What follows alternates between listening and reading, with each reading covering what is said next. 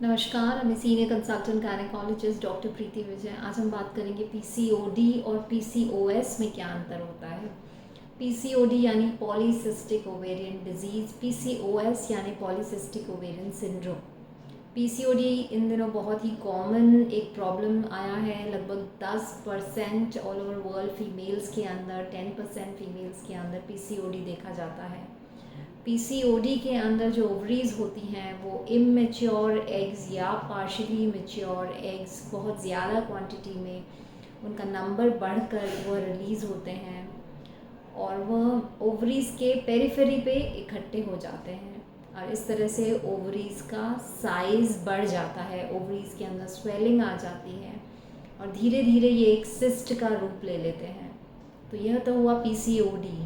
और जब पीसीओडी के कारण ओवरीज़ का जब साइज़ बढ़ जाता है, सिस्ट बन जाते हैं, तो ओवरीज़ के अंदर जो मेल हार्मोन सिक्रीशन है वो क्वांटिटी बढ़ जाती है और वो क्वांटिटी बढ़ने के कारण जो मेल पैटर्न हार्मोन्स जो होते हैं उनकी वजह से पीरियड्स इरेगुलर होते हैं, एनोव्यूलेशन स्टार्ट हो जाता है। इसके अलावा इनफर्टिलिटी के चांसेस बढ़ जाते हैं, हिर्स्यूटिज्म यानी हेयर लॉस हो जाता है या मेल पैटर्न में फेशियल हेयर डेवलप होते हैं, एक्ने और पिंपल्स का डेवलपमेंट होता है।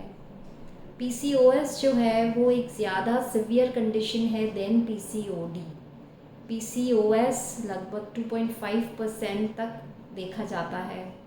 पीसीओएस के केसेस के अंदर ये क्योंकि एक मेटाबॉलिक डिसऑर्डर है, एक मेटाबॉलिक सिंड्रोम हो जाता है, तो इसके अंदर एनोव्यूलेशन इनफैक्ट स्टार्ट हो जाता है और इसकी वजह से प्रेगनेंसी आने के अंदर डिफ़िकल्टी आती है, यानी कि इनफर्टिलिटी पीसीओएस के केसेस में ज़्यादा दिखाई देती है। पीसीओएस अगर लॉन्ग टर्म में रहता है तो इसके साथ में काफ़ी कॉम्प्लिकेशंस जो हैं वह जुड़ते हैं।